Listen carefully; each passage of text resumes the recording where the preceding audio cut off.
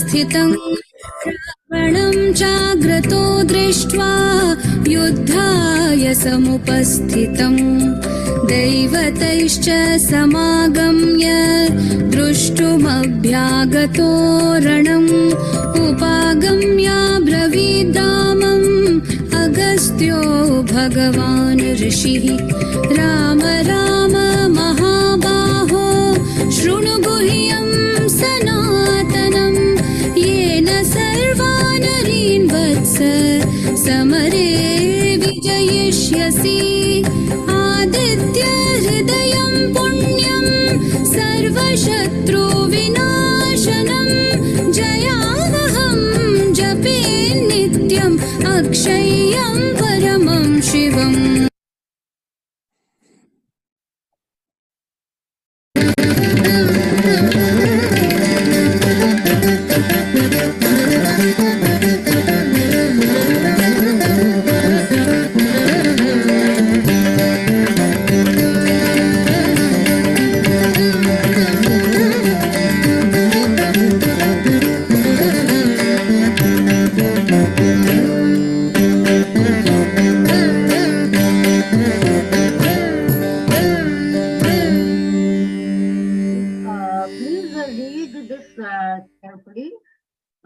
About this slide, especially how hard working our people in India are doing great work, which was not very much. तो ये युद्ध हमसे छुपाया गया।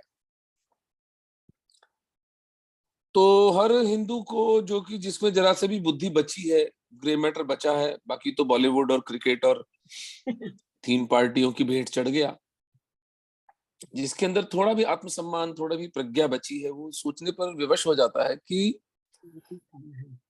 क्यों हमसे युद्ध छुपाया गया। Can you mix, because some of the audience may not understand Hindi.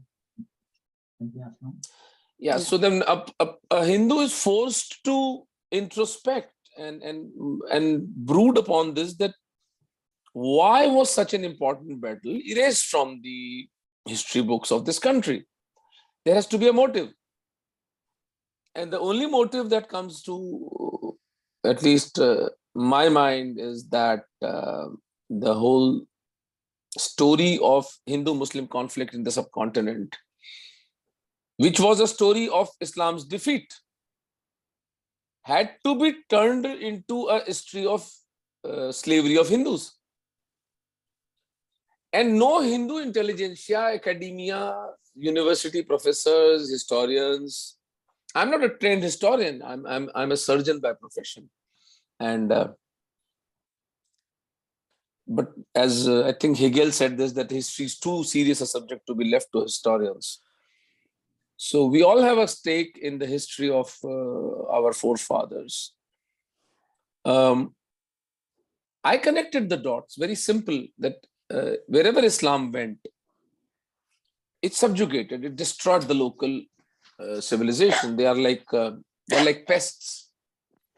वो जो हिंदी में जिसको टिड्डी दल कहते हैं ना, locust infestation, कुछ नहीं छोड़ता वो खेती का। तो वो आज एक 1400 वर्ष के संघर्ष के बाद भी 100 करोड़ हिंदू यहाँ पर सब तरह की चालबाजी. People have to put their mobiles on mute. It's a lot of snow. So 1400 वर्ष के संघर्ष के बाद भी अगर आज 100 करोड़ हिंदू सब तरह की साजिशों, षड्यंत्रों, all kind of conspiracies, all kind of the Christian onslaught, the Islamic onslaught, the leftist onslaught, our own people going against us, people like Kejriwal and Mamata Banerjee and Stalin in down south, the left, the communists eating away at the Hindu space. Yet we are 100 crores. Yet we are able to erect a prime minister who puts tilak on his forehead and proclaims himself to be a proud Hindu, who's himself from an extremely backward class, even lower than the OBC. All the narrative of caste aside, still Hindus are a solid block. So there has to be something very magical. There has to be something very spiritually deep that anchors the Hindu Samaj to their ancient values and ancient philosophy. That Arab Islam was conclusively defeated in Bharatvarsh is a given because Arabs never came to India. It's not that they didn't try. They tried for good 300 years. And from Bappa Rawal to Rawal Kuman to Rawal Jatra Singh to Shakti Kumar, Rav Alhar, Lalita Aditya Muktapid, Nag Bhatt, Yasho Varman, all these great Hindu kings defeated Arab Islam conclusively and pushed them, never let them cross the Sindhu River. All they could get in the 300 years of invasion was a partial control of Sindh. Even that was taken back by Hindus. And Arab historian, anybody wants to ask a question or something?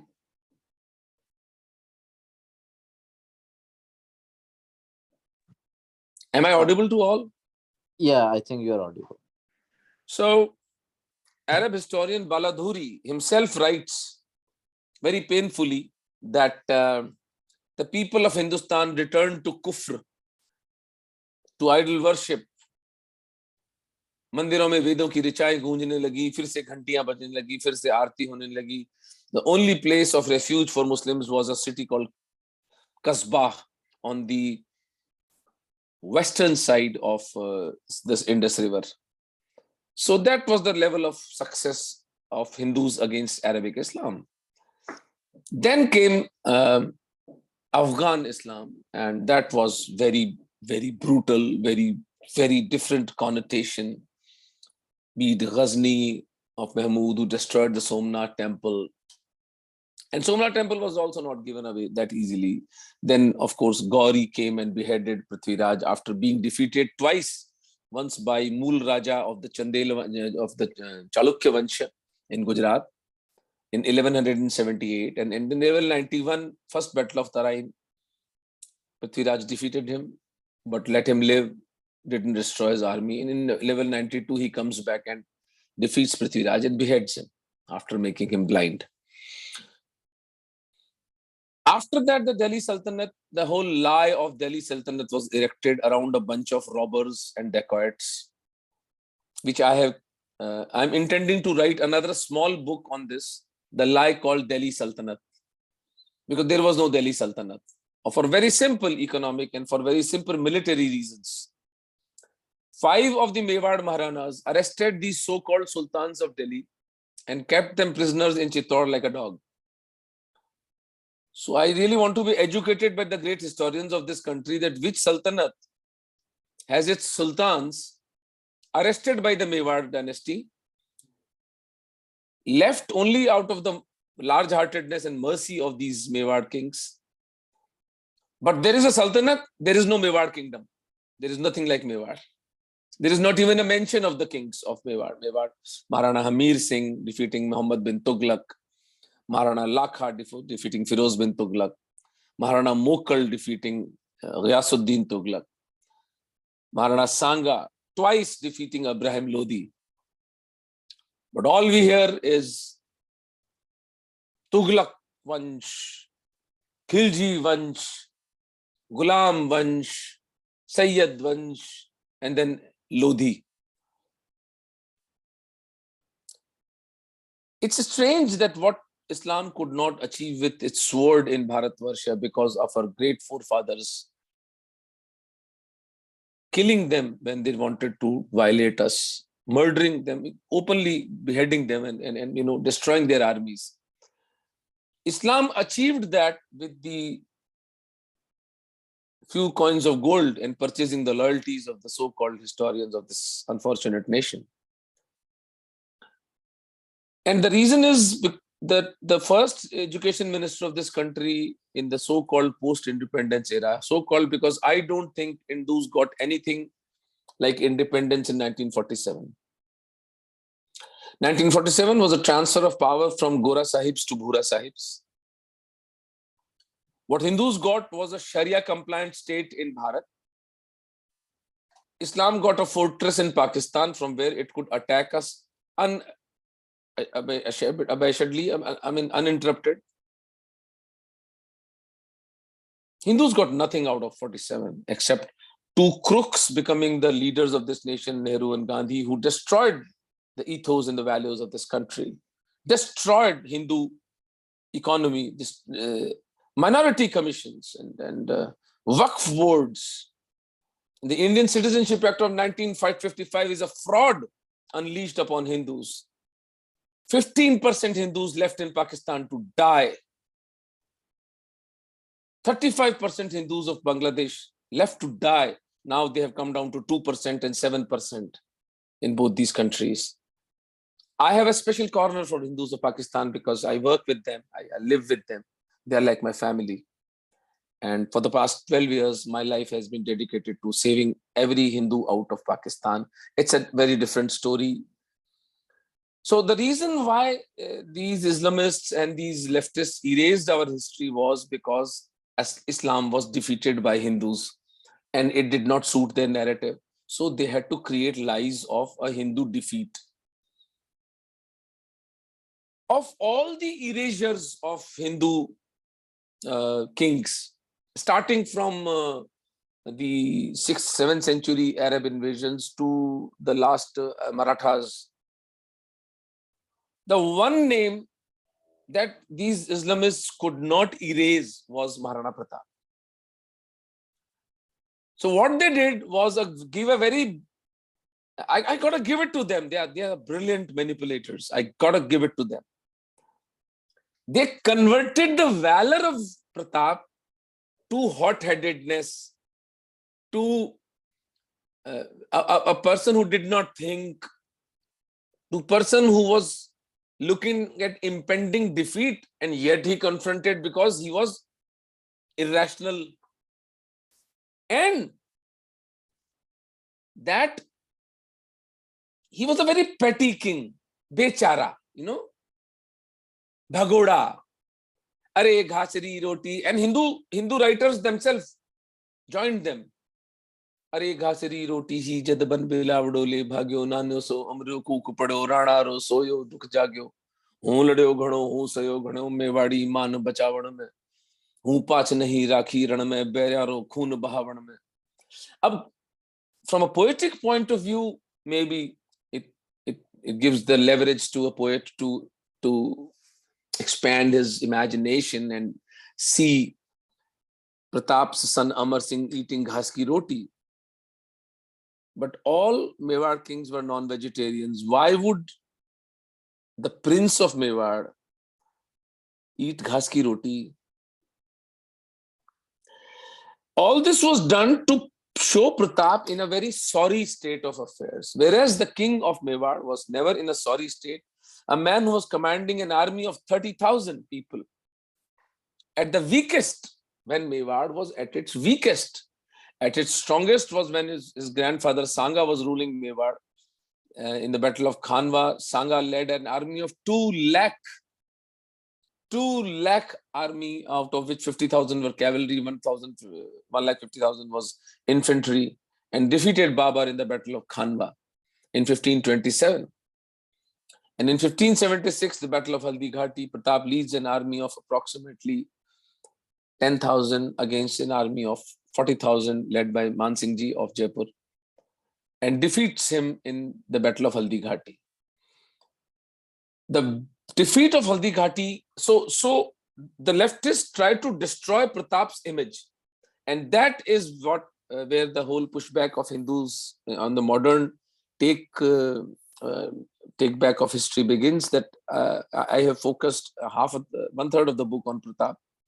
The Pratap was not a weak king. Pratap was a visionary king who saved Hindus from complete slavery and annihilation, or the manipulations of a very evil and vile Delhi manager Akbar, who was a hardcore Islamist.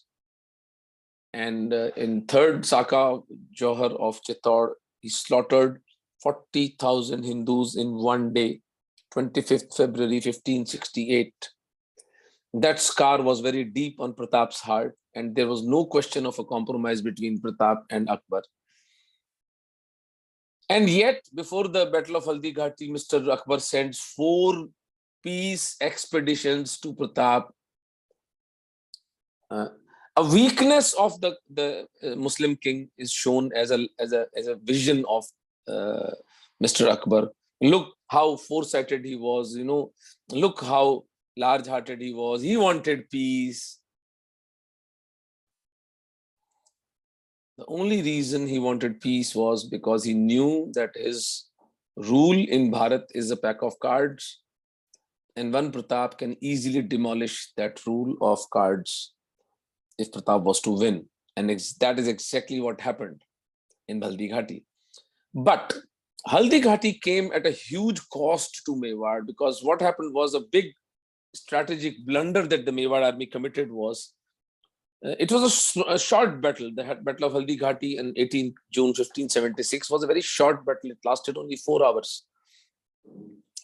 In the initial 3 hours, the Mewar army slaughtered the Mughals because they never left the hills. They attacked from the hills, they killed a few dozen and then retreated. Then they killed a few dozen and then retreated. So the loss to Muslims was 4:1 in the initial 3 hours. But then the Mughal army started to flee, and in chasing them, the Mewar army came in open. Pratap and all the seniors, the main Senapati, Raja Ram Shah Tawar of Gwalior, they kept shouting that don't expose yourself, but the youngsters didn't listen. They came out in the open, they chased the Mughal army up to the Banas River, and there Mughal General Mehtar Khan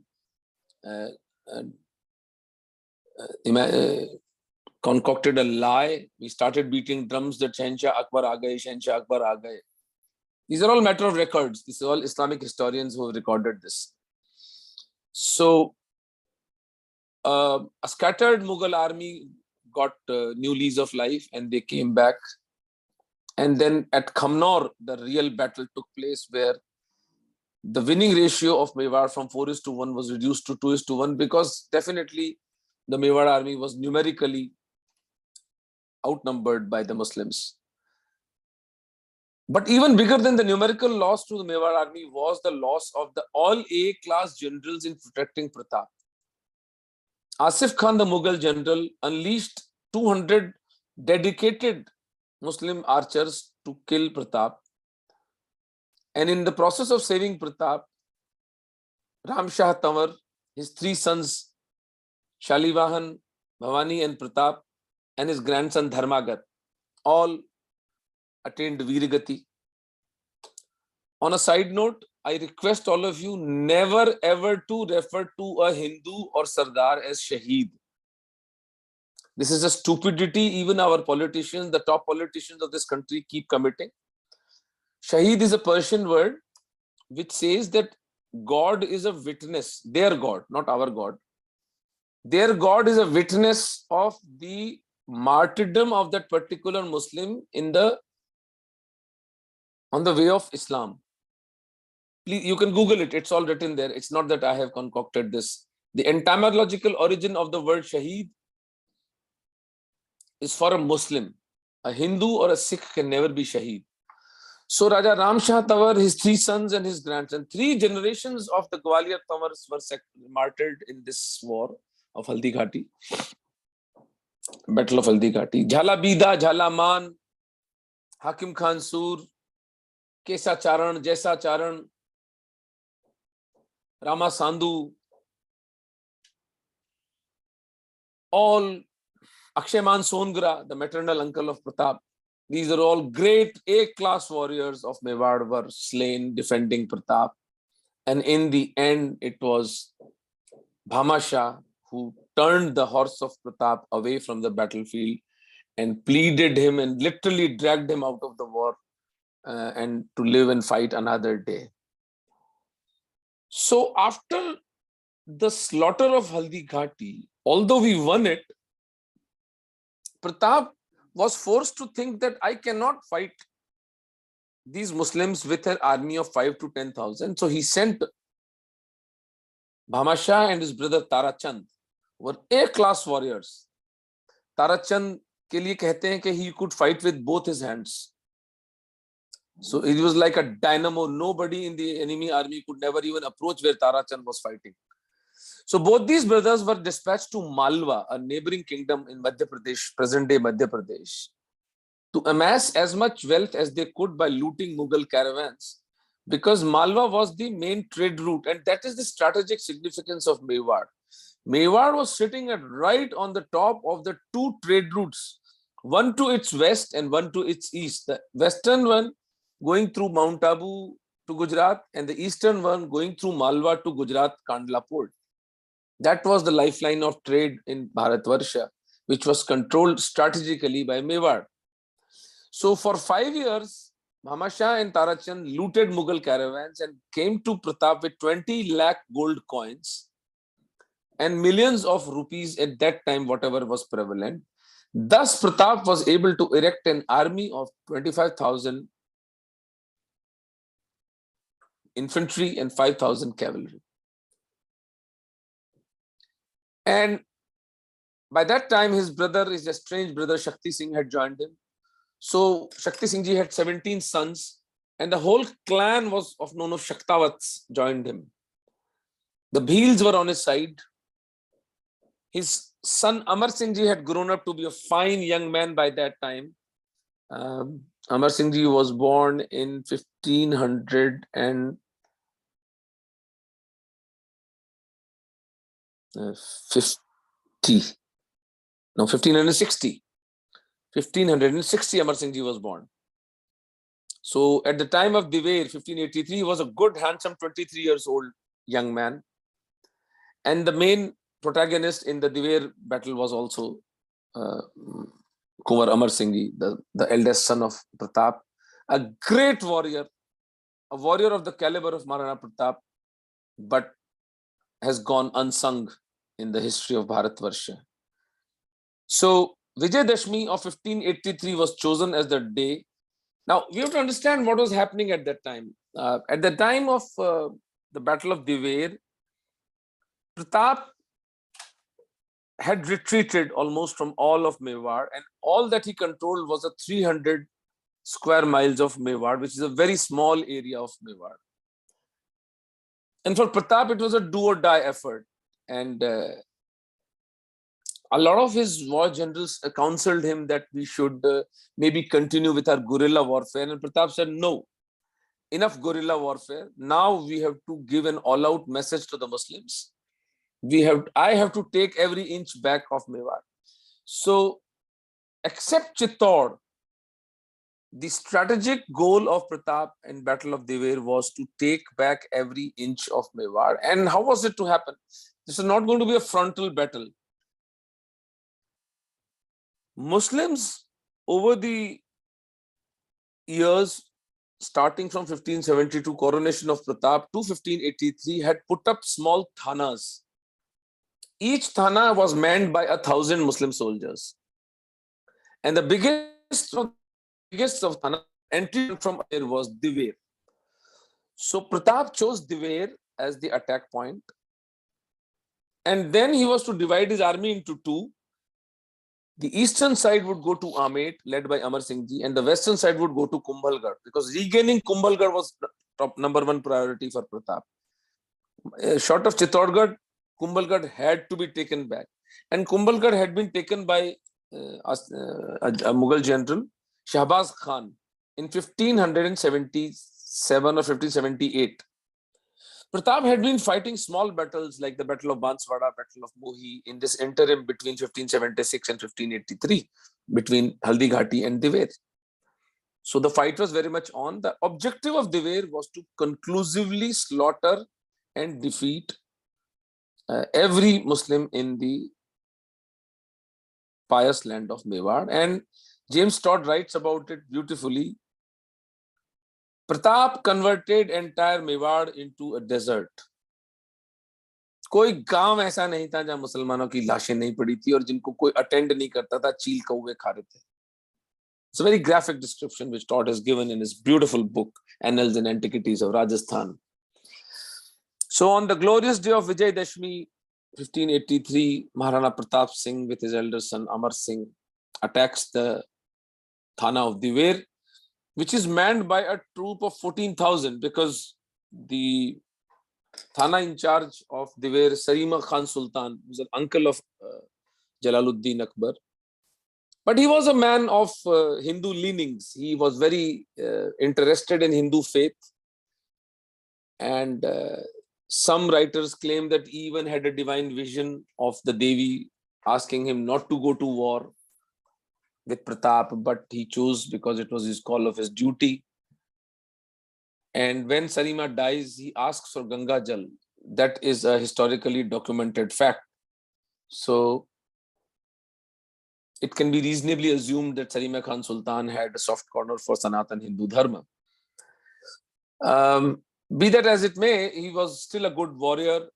He fought the army of Pratap from the invading from the southern side. At the northern side was a small pass which was manned by Kumar Amar Singh Ji and his 1,000 warriors, so that the Mughal army could not escape. Pratap entered Battle of Dewair with a mood of slaughter, total, complete annihilation. And that is exactly what he did. So once the army at the Thana of Dewair was annihilated, Muslims escaped, and at the northern end, Kumar Amar Singh was waiting there. And an epic incident takes place there where Umar Singh Ji throws his spear down the heart of Sarima Khan Sultan, piercing his body, piercing his horse, and getting embedded into Mother Earth 6 inches deep, such that the horse, the animal, and the man were immobilized. As Sarima bled to death, he asked his people that, who has hit me like this? I want to see that glorious warrior. And then Pratap came and asked Amar Singh Ji to take out the spear from his body, and thus disentangled his body. And when he was laid down dying, he asked for Ganga Jal. And Pratap himself serves Ganga Jal to Sarima Khan Sultan. And Sarima Khan Sultan dies, attains a warrior's death in the Battle of Dewair. Thus, Dewair is conquered, but the slaughter doesn't stop there. Pratap takes a left turn to Kumbhalgarh, and on his way, he finds Behlol Khan, an Uzbek warrior who had slaughtered a lot of friends and family of Pratap in Battle of Haldi Ghati.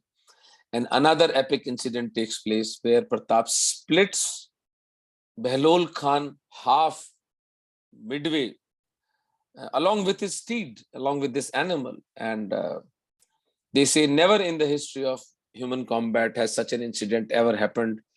I mean, even for an ardent fan of Pratap like me, I find it a bit exaggeration. Like maybe half of the horse was split, because to split a horse into two, you need a sword which would be at least 4 feet, 5 feet, 4 feet long. I don't know how that was done, but maybe the element was split. At least the anterior half, his skull and his chest was split into two. And that was message enough for the Mughals who were witnessing this amazing feat of courage and valor by Pratap. Because Pratap had a lot of anger against Behlol Khan, a personal grudge that he slaughtered a lot of his colleagues and his friends in the Battle of Haldi Ghati. And then Pratap goes on to win Kumbhalgarh, which was vacated by Muslims. There was no resistance at all. Kumbhalgarh was taken effortlessly by Pratap. Amar Singh Ji went to Amet. Abdullah, a general, a very cruel Muslim general, was waiting for him. And Abdullah and his entire army was slaughtered by Amar Singh Ji. And both the armies rejoined in Udaipur, and Udaipur was again taken back without any resistance by the Muslims. Thus, on the Vijay Dashmi of the 1583, the campaign of Dewair ended after a week after that, with the union of Pratap and Amar Singh Ji in Udaipur. Every inch of Mewar was taken back.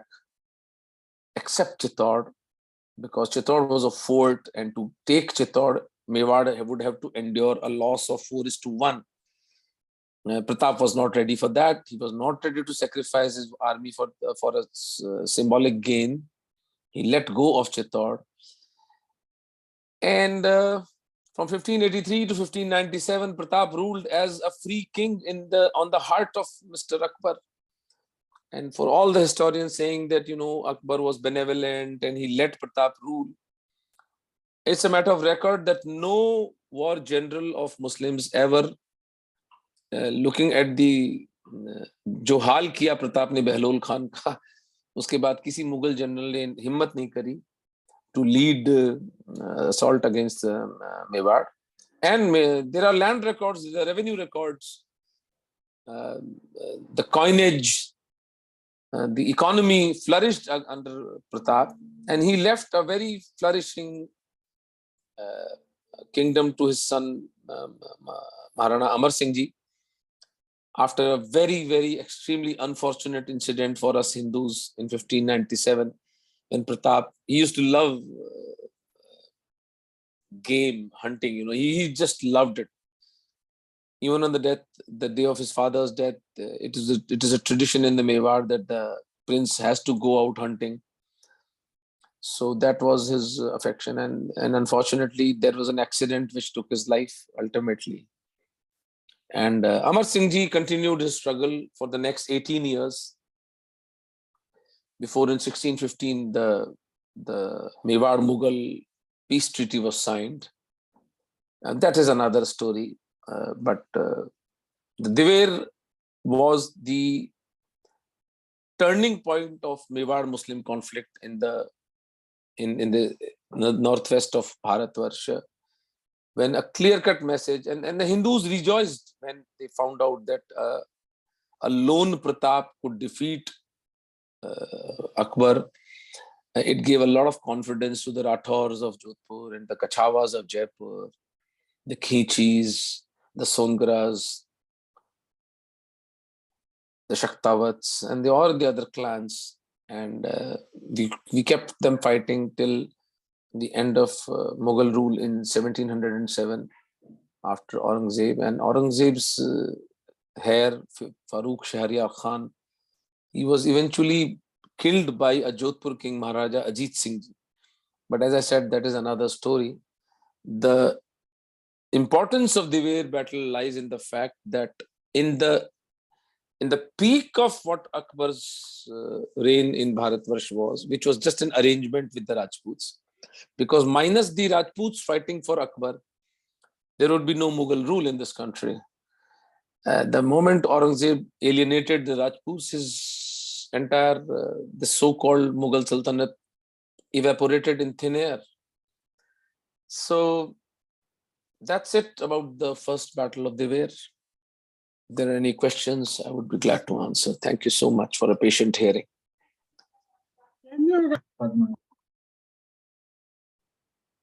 If you have 5 years. First Saka Johar happened in 1303. Right.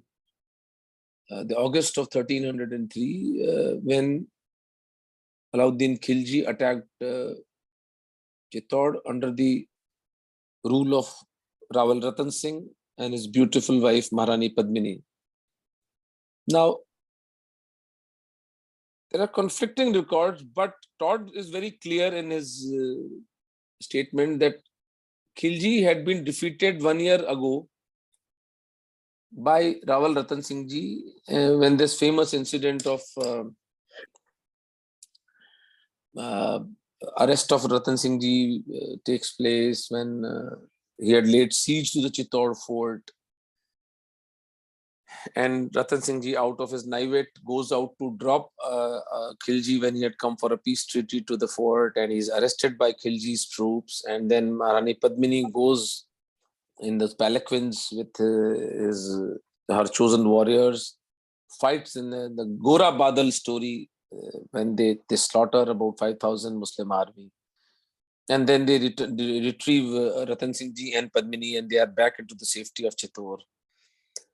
So after being defeated in his first attempt, Khilji sent his slave general Malik Kafur. Malik Kafur was originally a Hindu. He was a Hindu slave whom he purchased. One of his generals, Nusrat Khan, purchased from Gujarat. So just an example that when a Hindu becomes a Muslim, how vicious and how dangerous can he be?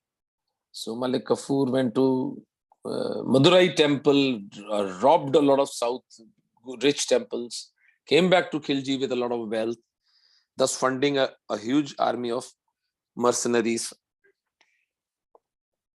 and attacked Chittor again in 1303. For months, the siege went on, and then when eventually the food and water ran off, then Rawal Ratan Singh Ji had a dream where the Kuldevi of Sisodias asked for the blood of 12 royal line people, that they will have to be sacrificed if Chittor is to be retained by Rajputs. So Rawal Ratan Singh Ji, the glorious and the valorous man that he was, he said, let me be the first one to sacrifice myself. And he said, I give myself to Chittor. When he announced this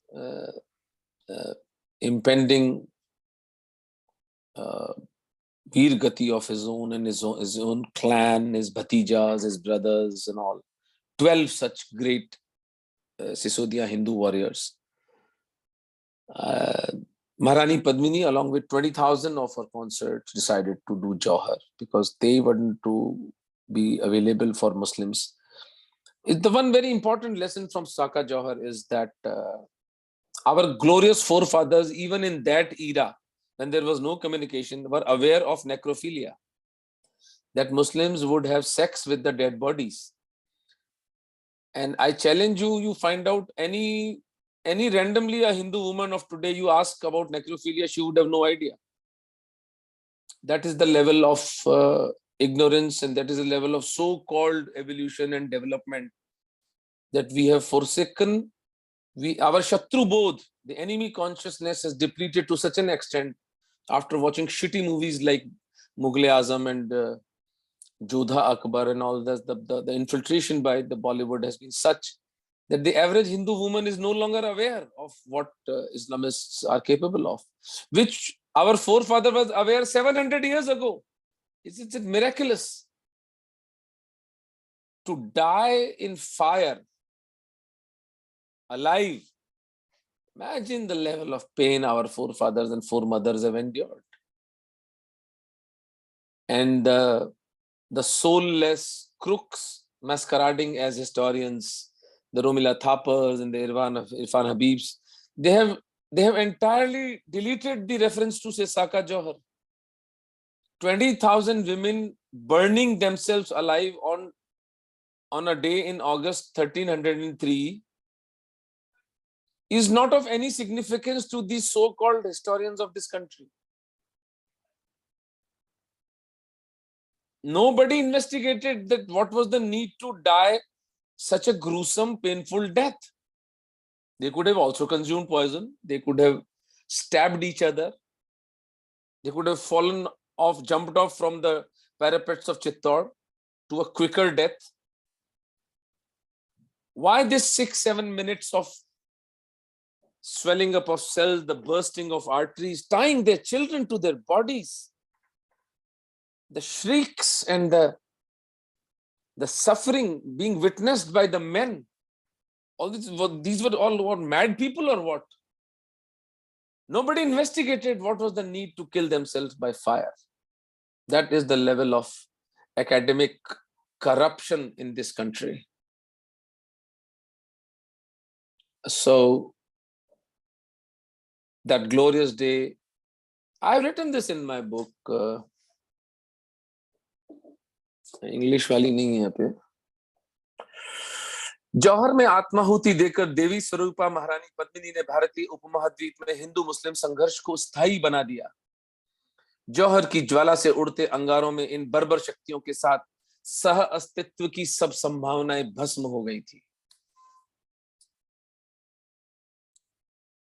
I mean, just to add as a footnote, what is the ultimate price that we are waiting for, the so-called Hindu leadership is waiting for? Haven't we paid enough Haven't our forefathers done enough? Haven't our foremothers suffered enough at the hand of Islamists that we talk of coexisting with people who have a very different moral compass, with people who justify rape and murder in the name of their God? Can somebody educate me? How do you coexist with somebody who thinks that rape and murder are religious activities? These are very fundamental questions. How on earth was a bunch of murderers and rapists invited to the table of the League of Religions? Can a criminal mafia claim itself to be religion just because it uses the name of God, but commits rape and plunder and murder? And how many times do we want to give them a chance? Will Durant, an American historian, has concluded that crores have been murdered by Islamists. It has been the single biggest genocide in the history of mankind. In Takshila, I think he talked about it. Sorry? In Takshila, I think Will Durant talked about the Takshila event, burned the library and killed thousands of Hindus there. Yeah. So, and then we have this Madarsa Chhap Azad, the education minister of this country. A country which prided itself in Nalanda and Takshashila universities when the whole world was not even in dark ages. The dark ages also came to them in the around 13th, 14th century. Pre-dark age era mein, Hindus were running universities. But in the so-called independence, the education minister of this country was not even formally educated. He was educated in a madrasa. That is the level of treachery we have been subjected to. Saka Johar is an unending saga. I can go on and on. And I understand that. It is so painful even to, yes. just to hear it. Just, you were talking about this Ambedkar, 2 days conference organized by Deputy Dialogue, and you were talking, it just gave me tears in my life.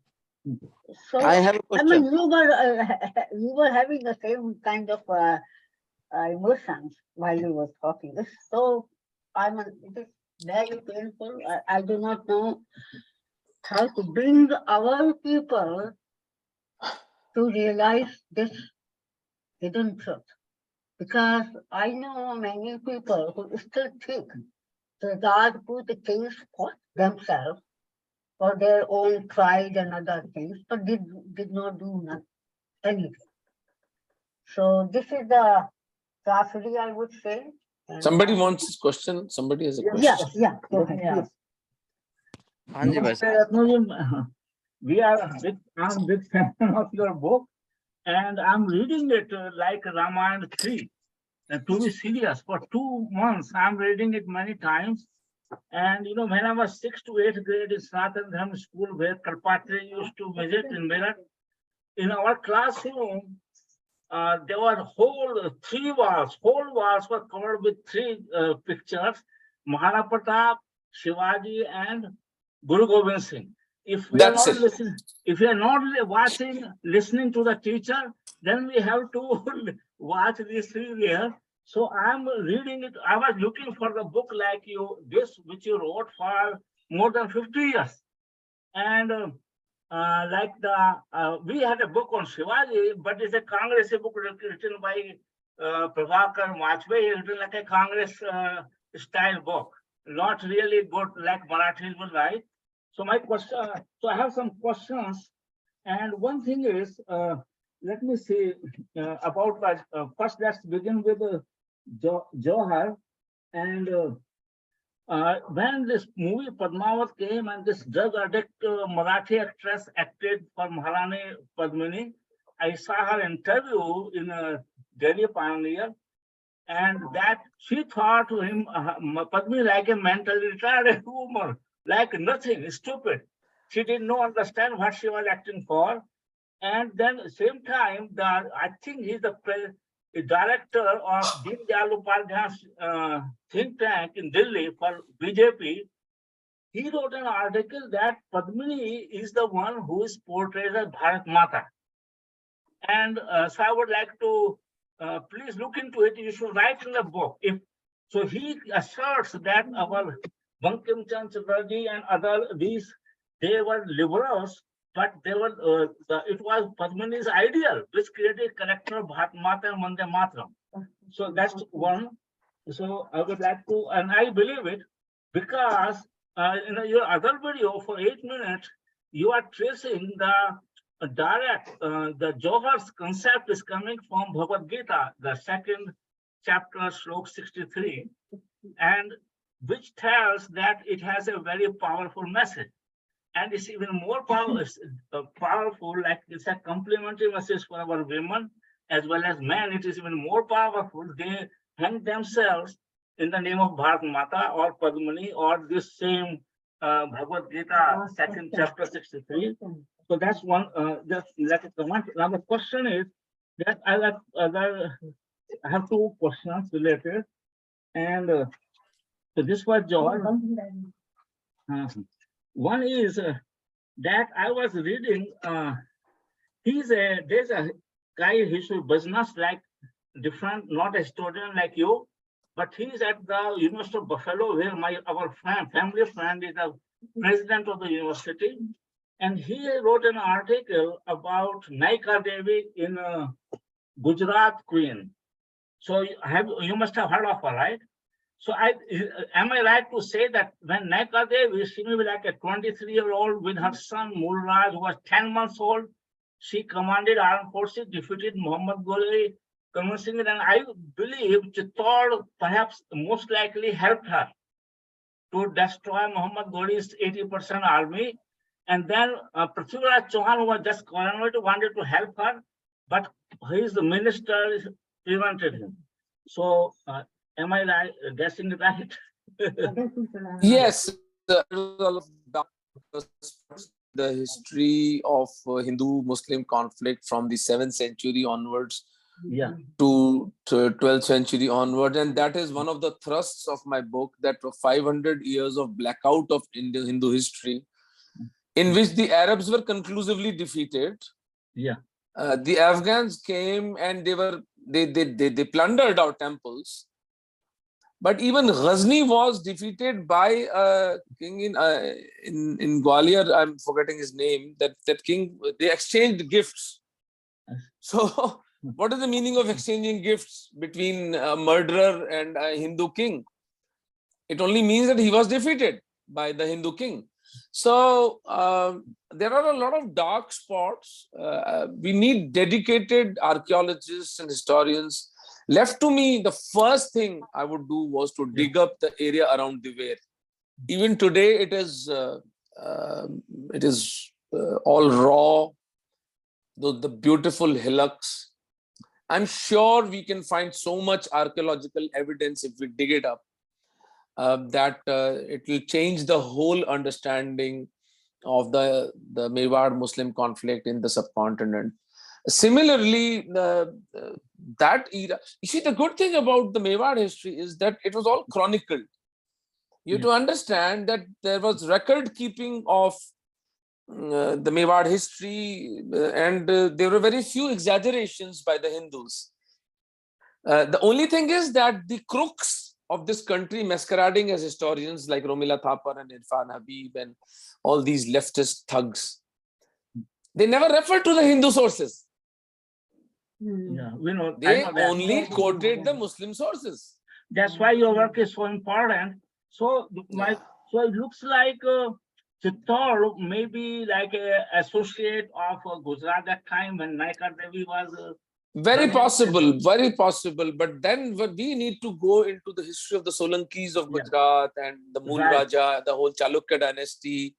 That's another level of investigation altogether. So, because I think what I would like is from your writing also is clear, and also say Naika Devi, she was a princess. The second chapter in my book, James Todd has actually recorded all the dynasties that came to aid Kumar.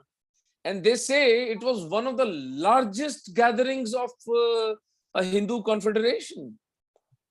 I mean, Because half of the names I don't even remember.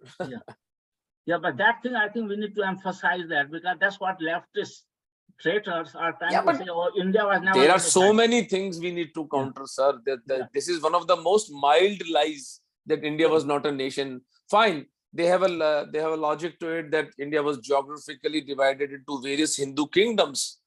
Yeah. But we were the largest economy. We were the biggest wealth generators at that time. And I would, if you want to ask me what is the biggest lie that needs to be destroyed, I have written a full chapter on it. 1,000 years of Hindu slavery. Yeah, I have read Hindus it. were never slaves. Yeah, no one has written it better than you. Thank you for writing it very clearly, the chapter. So my last question is this: after Maharani Padmini Saka Jawhar, then you write that the 9 or 13 generations passed before Yes. the third. So how that 13 generation can pass within 25 years? That's a question. Well, that's the thing. These beautiful people sent even their teenager children to fight. Oh, okay. That's what happened, in a brief span of 3 decades, 13 generations. Is it 13 or 9? I'm forgetting. 9 generations, yeah. 9, I generations, guess, yeah. 9, I think. Yeah, 9 generations. Because, Nine for example, Maharana Hamir Singh, when he becomes the king of Mewar, he's all 13 years of age. Yeah, he was 13. But I think Maharana Hamir's story is most amazing, and his mother, I think. Unbelievable. We write Unbelievable. write more about Urmila Devi. See, our mothers like Urmila Devi and Hamir is really unbelievable. So I would like to tell all the people who are listening, please read Maharanas like we read Ramayana 3. Yeah, it is just like that. We have to read it many times.